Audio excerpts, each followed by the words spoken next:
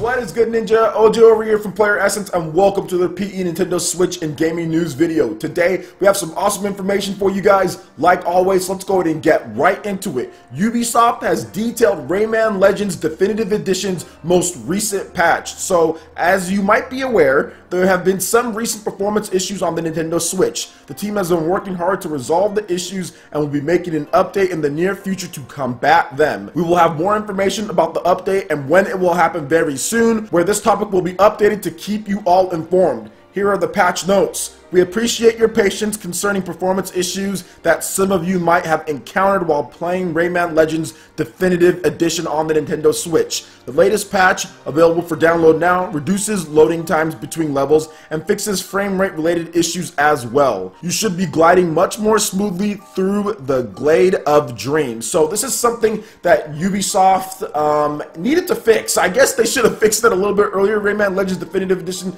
came out a while ago, but at the same time, better late than never as far as fixing this patch. Hasn't been too long since the game has launched, and I know Digital Foundry did some type of like video on the game and saying that it might have been like the worst version of the game outside of like the Vita, but even like the Vita version beats it in some places. But yeah, like definitely the performance as far as the loading times were a bit long, considering the Xbox One and the PS4 are like instant. There's like no loading times, and the Wii U actually beat out the Nintendo Switch version in some areas as far as loading times go. So it's going to be interesting to see how fast it is and see if Digital Foundry retests it and everything, plus the performance issues on some of the different side scrolling as far as the levels and things like that. There are some hiccups here and there. Looks like they've ironed out those things, because this should be probably the best version of the game. I think it should probably be the version that runs the smoothest and everything like that. Kind of like how Skyrim's running really good on the Switch and some games like Rive. This should be the best version, and unfortunately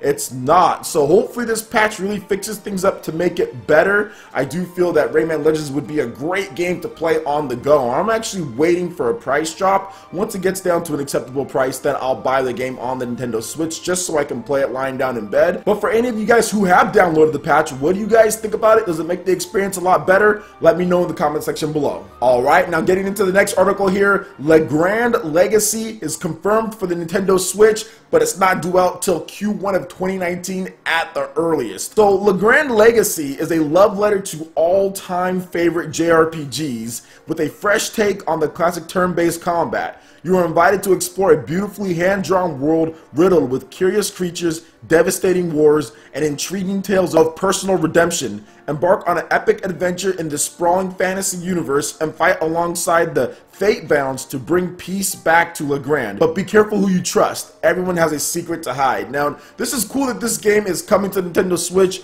but it's going to be a while. Now, the game is being done for PC first. I actually downloaded the demo just the other day, yesterday I think, or it might have been earlier this morning, not really sure, but either way, I downloaded the demo, and I haven't got a chance to play it, but I'll definitely be playing that for you guys. This is right up my alley as far as the game goes. I've been looking at some of the screenshots and the footage of the game and everything, and it seems like a pretty cool take on the JRPG genre, so I'm looking forward to playing the demo for you guys and seeing what this game is all about. But yeah, it is coming to Nintendo Switch, PS4, and Xbox One, so you can somewhat look forward to that. I mean, it's a ways off. Obviously, all of 2018, and the earliest would be Q1 2019. They still have to do PS4, Xbox One, and Nintendo Switch. They're still getting the release ready for PC, so that's where they're really focused on. They're getting everything ready for the PC release. That's probably going to launch in 2018, and then after that, then they can think about the consoles. But they did say that, hey, we're approved for PS4, Xbox One, and Switch. They obviously have their kits, so yes, they're going to start working on those as soon as the PC version is done, so look forward to a 2019 release. But there's going to be a lot of RPGs in between then. If you haven't seen my last video that I did, or one of my most recent videos was on the 3 most important exclusive RPGs coming to Nintendo Switch in 2018, make sure you check that out. A lot of great games that we talked about there. But what do you guys think about Legrand Legacy as far as for the Nintendo Switch? Are you interested in this type of RPG? And if you want, you can head over to the link in the description below to their page on Steam, and you can download the demo yourself and play it and see how you like it. Now, the demo is only on Steam, so you have to have a PC that can run it, although the requirements don't seem too bad, and you need to have Steam in order to get the demo. So let me know what you guys think about the game. I'd love to hear you guys' thoughts. Alright, I'm moving to the last thing here that we're going to discuss, and that is just my brief no spoiler at all thoughts of Super Mario Odyssey. I beat the game last night. I went on a binge of just playing through, and I powered through like the Snow Kingdom, the Lunch Kingdom, and all of that. Like I powered through, got to the ending, and I'd have to say that Super Mario Odyssey, and I'll talk more about this on PlayerEssence Cross Nintendo, so make sure you check that out too, depending on when you're watching this. Might be able to catch it live or catch the replay of it. But Super Mario Odyssey is literally the perfect Nintendo Switch game.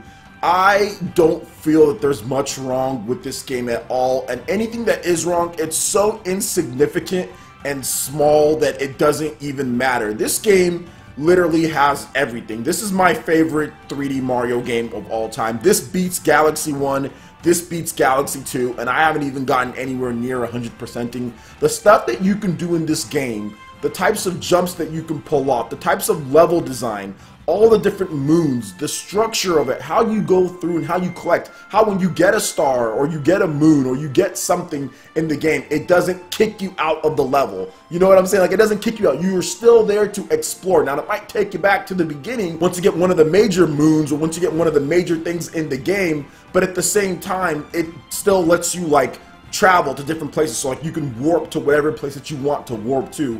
It is a perfect hybrid, in my opinion, of the Galaxy, Mario 64, 3D World, all the different games that they've done. It's a perfect combination of all those and then some. Super Mario Odyssey is a fantastic 10 out of 10 game. It is so good, and I can't stress how good it is, and I feel bad for people who don't want to give this game a chance or who don't want to play it, who won't play the game, because it's literally 3D platforming perfected. Like I said, there are so many good things about this game. The level design is just so top tier. Each kingdom looks so different from the next kingdom. There are so many secrets around every nook and cranny. They're just so intelligently designed as far as how they went about this game. They brought about the shape-shifting. I think that is probably the mechanic in the game that really just puts a lot of charm on there. Like when you can turn into a frog and jump super high, or when you can turn into like a bullet bill, or when you can turn into all these different animals or these different characters or these different things in order to get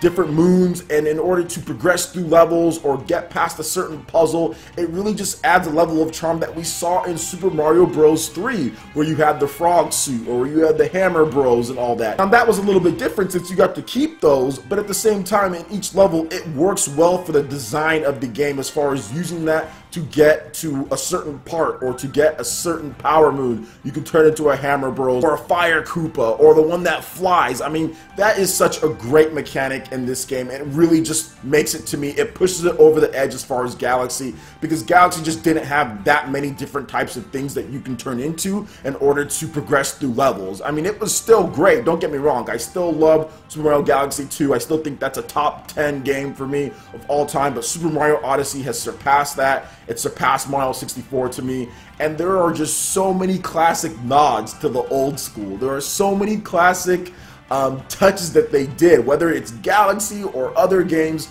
It's absolutely phenomenal, and after you beat the game, that is just the beginning. There are just so many more things to do afterwards, and that's the great thing about this game. Just like all 3D Mario games, there are so many great things to do and challenges. To me, it's a right balance of challenge, it's a right balance of quick, like get in, pick up and play, whereas stuff like Mario 64, like pretty much all of them were like big levels and then you just got the star in each one of them. Whereas this game, it has those same big levels, but then it also has those quick things that you can do, those quick challenge levels, the timer challenges and all that that you saw in Galaxy and the other games. So like I said, it really perfectly blends the two. The purple coin challenges, as far as what Galaxy did, they brought that back, but just said, hey, well, you can just collect them at your own pace, you know, and then all the different outfits that you can have. Some of the outfits let you into certain places in order to get power moons. So when you combine everything together, Super Mario Odyssey is easily the best Mario game to me. It's my most favorite Mario game, and I would say Super Mario Bros. 3 is a notch below it, but Super Mario Odyssey is just absolutely